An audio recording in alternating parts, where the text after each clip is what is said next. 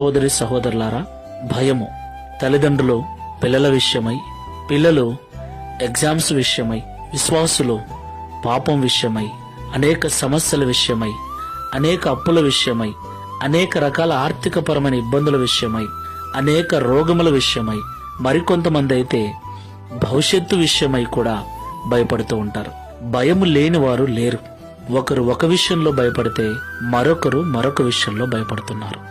ఏది ఏమైనా మనమందరము కూడా భయపడుతూనే బ్రతుకుతున్నాం.